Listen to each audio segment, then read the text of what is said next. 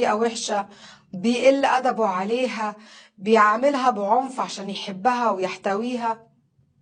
حاجات كتير جدا.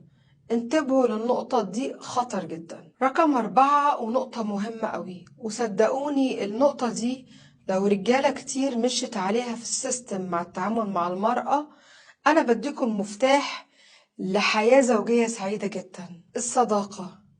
لو انت تعاملت مع زوجتك على انها صاحبتك اللي كنت بتكلمها قبل ما تخش في مرحلة الجواز او الخطوبة، واخدين على بعض واخدين راحتكم مع بعض وبتعملوا كل ما هو جميل سوا، وبتقولوا كل اللي نفسكم فيه، وهي تحكي لك مشاكلها وانت تحكي لها مشاكلك، وانت ممكن كمان لو كلمت عليها واحدة تروح تحكي لها انا كلمت فلان الفلانية دي عبيطة دي، بص بتكلمني مش عارفة ايه، وتاخدها بدواعي الصداقة. صدقني زوجتك عمرها ما هتقفش عليك، ولا عمر هيبقى في ما بينكم فجوة.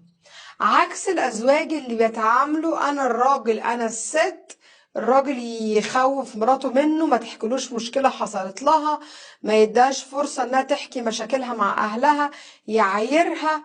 عكس الراجل اللي مصاحب مراته، يسمع منها يحتويها، معلش فكك منهم، أنا معاكي، أنا في ظهرك، أنا سندك. ده الزوج اللي كأنه صديق. عارفين فكرة الراجل اللي بيخرج مع عشيقته بره ويعمل لها كل حاجة حلوة؟ لو كل راجل اتعامل مع زوجته على انها عشيقته، ويتعامل بالحب والعطاء اللي بيعمله مع الست دي بره، مفيش جوازة هتفشل في المجتمع. خدها واخرجوا بالليل من ورا اولادكم، نيموهم واسهروا بره، خد العيال واديهم عند مامتك وارميهم عند مامتك، وخد مراتك واهرب بيها واخرج وتفسح. روحوا اماكن سهر، اسهروا سوا، ما دام انت في نيتك تروح تسهر مع شله، خد مراتك واسهر معاها، هي باب اولى للخروج والفسح، ما دام دي الحياه اللي انت بتحبها. ولكن يجوا النهارده الرجاله يقعد الست في البيت تربي العيال، وهو بره مقضيها بشكل اخر من اشكال الحياه.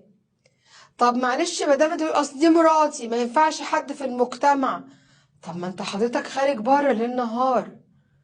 انا شفت ياما ازواج فعلا حرفيا ياخدوا مراتاتهم معاهم في كل حاجه. ده لو رايح مثلا شغل بالعربيه سريع كده هياخد حاجه من حد، ياخد مراته معاه. لازم يجيب حاجه من السوبر ماركت ياخدها معاه يمشيها. نازل يعملوا حاجه ياخدها معاه. انتوا متخيلين الحياه عامله ازاي؟ دي الحياه الطبيعيه لاي اتنين متجوزين وعايزين الحياه تستقر. للاسف الشديد جدا الراجل